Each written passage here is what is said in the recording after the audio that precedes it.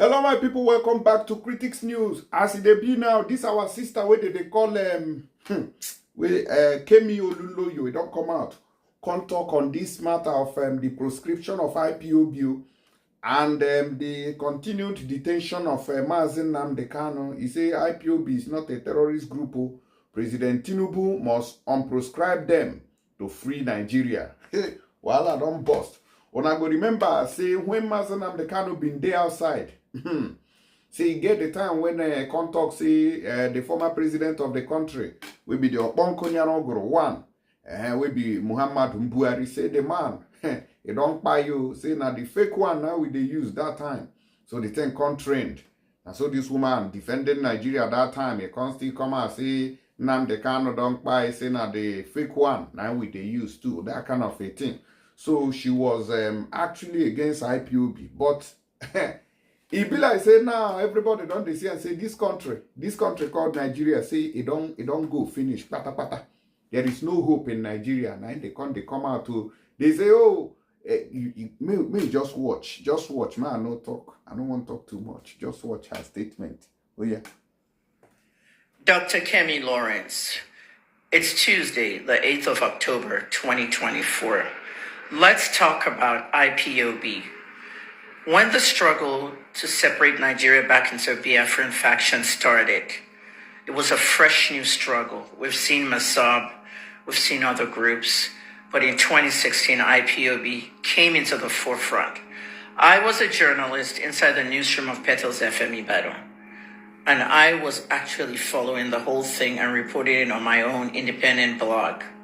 I supported the Biafrans, the new age Biafrans. But I started telling them not to ever chant Biafra or death because I know President Buhari will have an agenda of proscribing them as a terrorist group. On March 16th, 2016, I tweeted it. Be careful calling Biafra or death. President Buhari will proscribe you as a terror group before you know it. Don't chant Biafra or death. A lot of IPOB and supporters abused me, cursed me, even ethnic slurs about me being Yoruba. I was in support of that movement. The Punch carried a story about it. However, my warning was because I knew what these people can do. 14 months later, in October 2017, President Buhari proscribed IPOB as a terrorist group. And I was right, I was vindicated. I went on TVC and I did an interview. And on that interview, I spoke about this whole prediction. What I discovered was there was a mentality that Nigerians were fed because of abuse of power. If somebody's powerful, they can use that power and abuse it to really fuel a wrong narrative. Even Nnamdi Kanu did it when he said Buhari was dead. Everybody believed it in the Southeast. However, we have to get straight. I did a social experiment. I said, Nnamdi Kanu, they said he had an illness in Italy. I can't confirm or deny whether he's dead. Most of the IPOB people said, I said Nnamdi was dead. I said, I can't confirm or deny. But they picked up only the death, and they said, I put out fake news. On the social experiment, the reaction I wanted to see from IPOB people was the same treatment they gave Buhari as being dead. Let me give them that same treatment and see how they'll respond. The only person that knew about it was the only other person that was reporting about IPOB, and that was the Vanguard.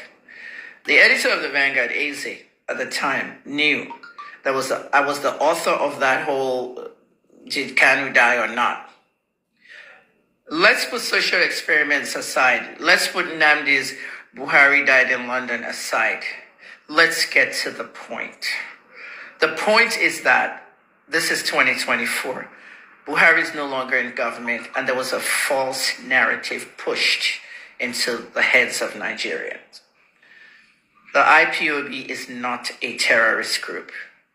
Okay, now I don't care what anybody says. Nobody pays me to do anything. I don't take bribes. No, I'm not standing here doing videos to impress anybody. I just stand for the truth. And when I tell the truth, if you don't fucking like it, exit.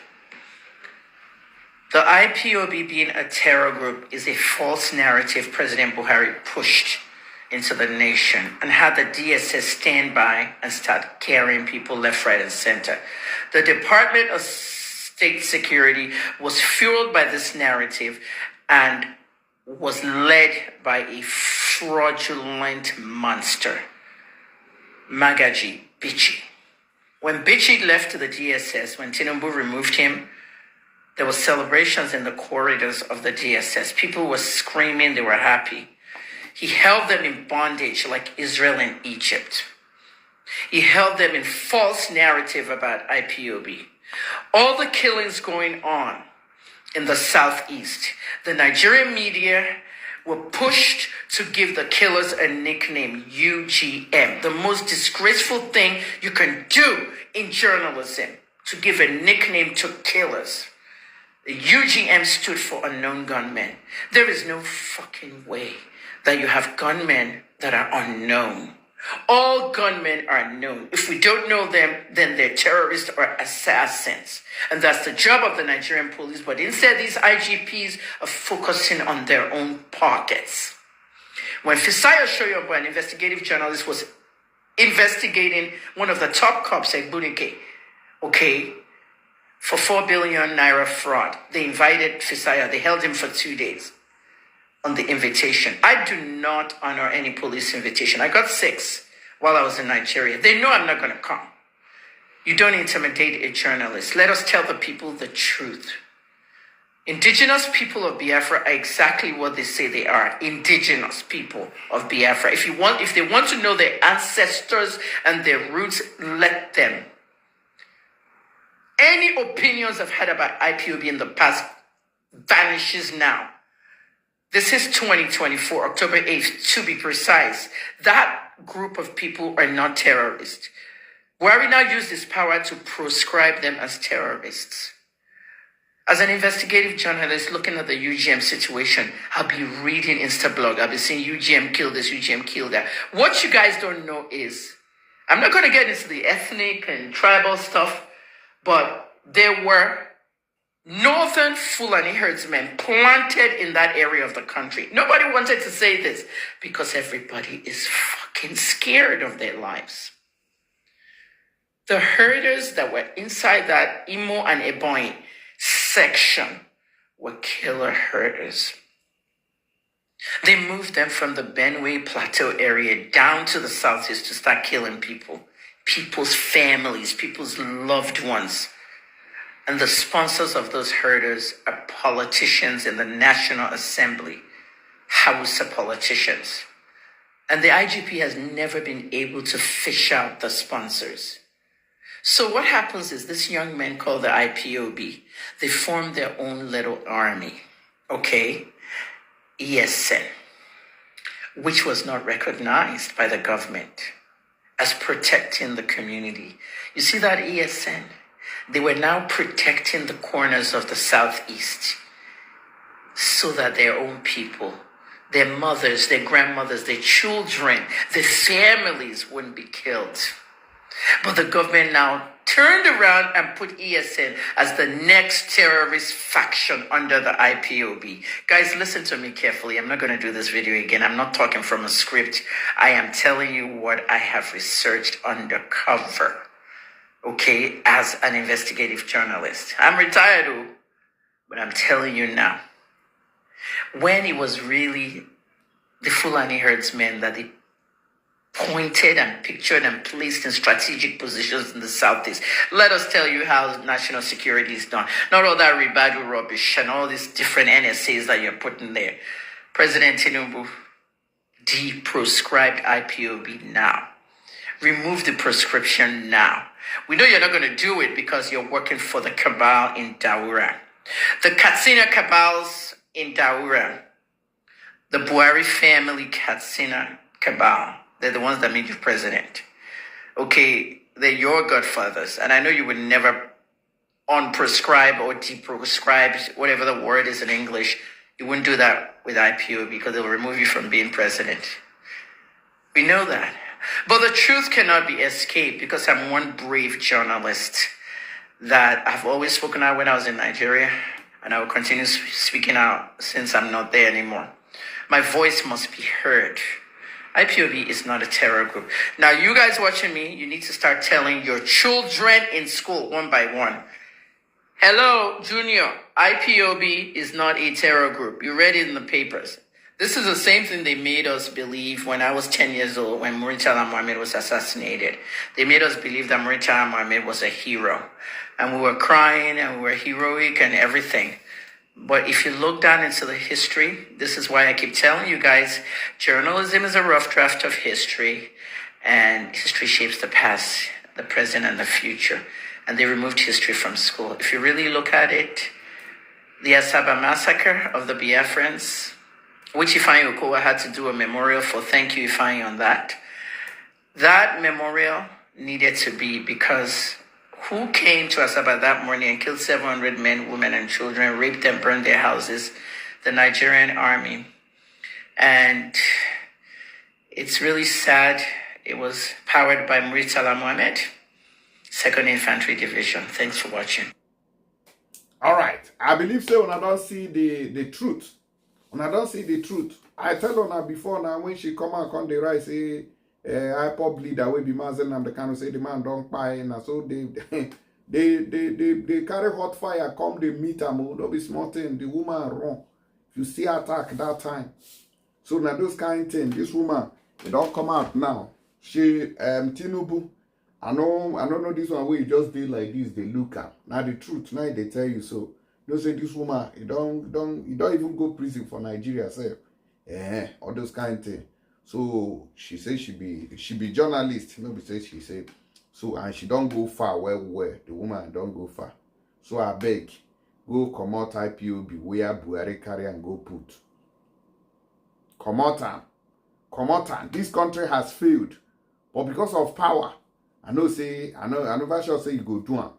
But maybe we shall they look whether you go do am or not. Okay, Una let me know with you now the reason follow this matter. Kemi Olunloyo, thank you very much for that very brief. Make a first update on that. Those of you who want to send money go Nigeria, and make una use tap send very quickly. Send your money to Nigeria and also get the bonus when they follow inside. If you are sending money from the UK, you are going to get £5 extra. That is £5 free on top of the money that you are sending. If you are sending money from EU, that is Europe, people when they use euro, they go give you €5. Imagine if 100 people use it, how much will be that €5? Now, if you're sending money from United States of America, USA, or Canada, they'll give you $10. What about those people waiting for Dubai? They will still add money on top of your own, give you 25 AED. So I beg, don't miss out on this very opportunity. It is very, very important. You get the point now. And you get one other thing when I still want to talk about, why I say I go remind you, and I make I put them for screen here. So it's about some of our sisters, them. We be say, hey, ona they collect different things from men. Ona no go show up here. Police arrest 25-year-old woman, 25-year-old lady, for allegedly refusing to marry a man after collecting wigs, iPhone, designer bag, and other items worth 2.8 million naira from him. So that is it, 2.8 million naira from him. And I don't see 2.8 million naira. So it is either you marry the guy or you return the money. It's as simple as that. You can't be scamming men now and be going scot-free. If you say with the marry, they spend money on top of your head, and later you can't say you don't marry you because you see person will carry a jeep come and me at the right car, madam, refund the money and go in peace. Now so it be. Either you refund or you end up in jail and still pay it when you come out. And so it be now. So I beg, if you collect something from men, make sure they careful. And that one be the truth now. Things don't change. Hardship now, don't they? No be like before we be say you go do one or two, you don't get money. And business they move. Now, before you go see 1 naira, you go sweat like this. So I beg, may everybody open their eyes.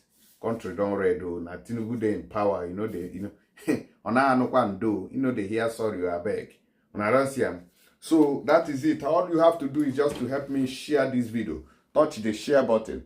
And for those people who be say they know they feel fine at all. They know they feel fine. I beg, make una contact eHerbal Solution, their medicine. No ga, if you take her, I guarantee you that thing when they do you, both gonorrhea or syphilis or body pain, so people will be say to knack na problem, and I know they do the work well. I beg. Solution, they know this one, I go they buy different things, who I don't know where it come from. This one get guarantee. And as you take them, you self go confirm them, because me self, I don't take their product and it is 100% working. Let me know your opinion in the comment section. Thank you.